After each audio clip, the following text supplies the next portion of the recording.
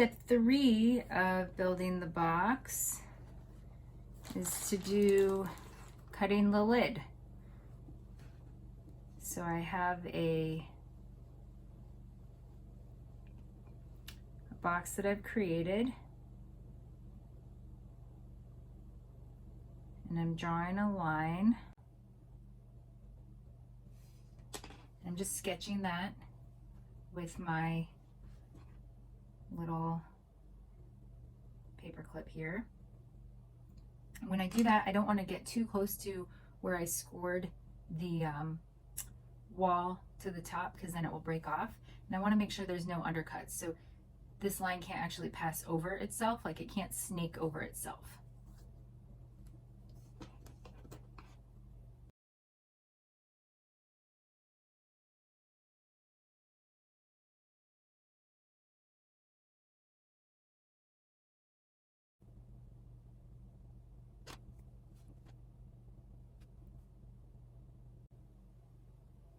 But I do recommend some sort of curve so that it locks in. And then I'm going to cut the line. You guys have knives. I do not have a knife, but I have an X-Acto knife. So that's what I'm going to use. For everybody in class, in person, I would like you to have me check the line. For all my virtual kids, if you could send a picture before you cut of all the sides, just so I can make sure that you're not overlapping and getting an undercut and setting yourself up to have it locked. So I'm cutting. It's really important around these corners that you support and stabilize the corners. My clay is plastic. I wrapped it up to take it back to plastic because it's easier to cut soft butter than it is to cut cold butter that's right out of the refrigerator.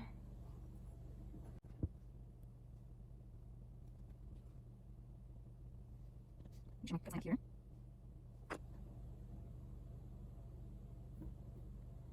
And then carefully lift it off.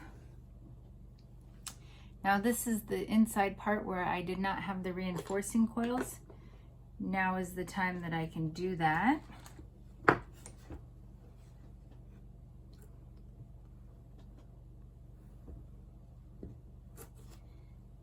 So I'm going to make sure to score and put in reinforcing coils.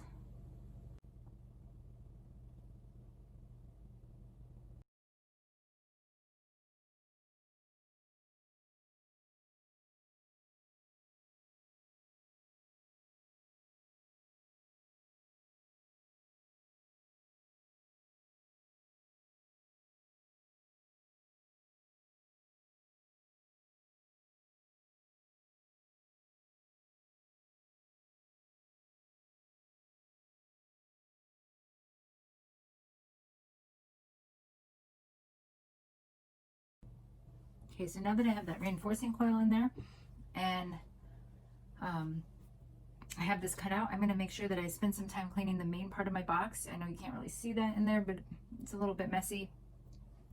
I could get my sponge in here, get my wood rib in there, start cleaning that out. I just want to make sure it's really nice and clean and smooth.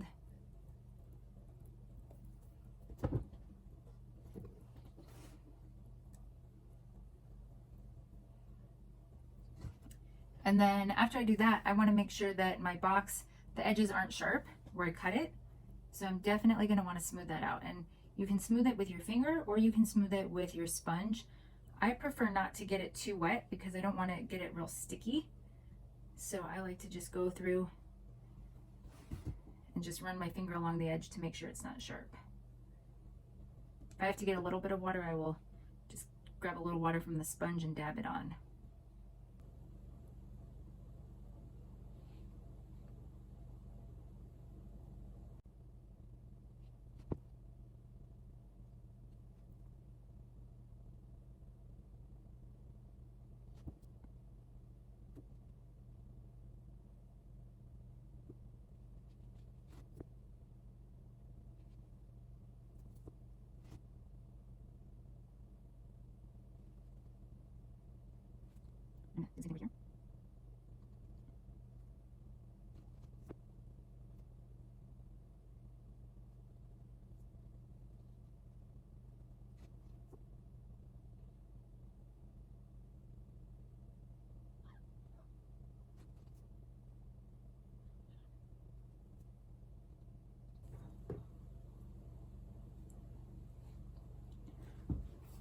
So before you close it, I would put a dry paper towel, that one dried out, between the lid and the box. Sometimes it's a little bit of a trick. That's okay, just be very careful. Just so that it doesn't stick. And then I'm gonna make my handle. If you wanna add feet, make your feet. So I've decided I want kind of a leaf shape handle.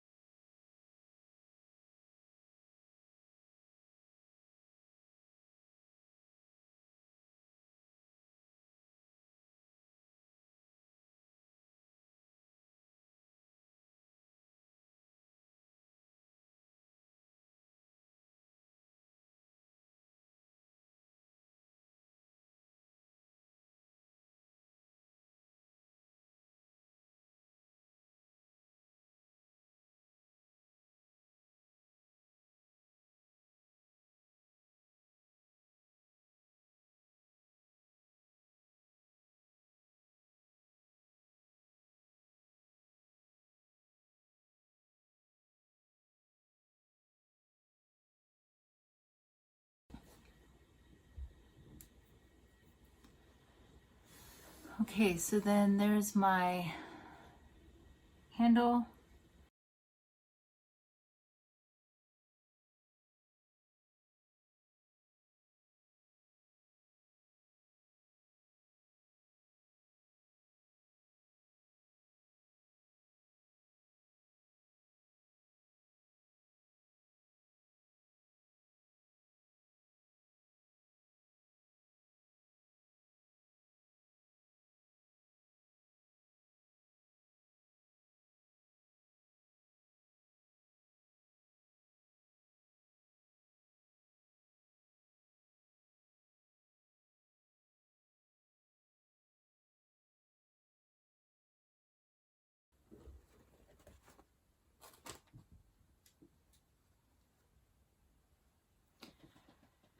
So there's my box. Sometimes going back through with the wood tool and doing some texture is a good thing. Sometimes going with a wet brush is a good thing. Just adding little details can help a lot to unify things. My handle's a little wet yet. I would wait till that's a little bit drier to go back and add some details. And as one last reminder, make sure that you write your name on the bottom. You can put it on the lid inside here, or you can put it on the bottom of your box. Keep in mind, if you put it on the bottom of your box, you have already cut your box lid off. So it's not a good idea to turn your box over to write your name, with your lid on there, because the lid will fall and hit the ground, and that usually happens to 10% of kids. So you've cut your lid off the box. Don't let it fall. Maybe just write your name inside here. And I'll clean it up when it's a little bit drier. I will, so that it dries slowly and my handle doesn't crack off my box, just cover it in a bag. And then in a day, just do last minute cleaning.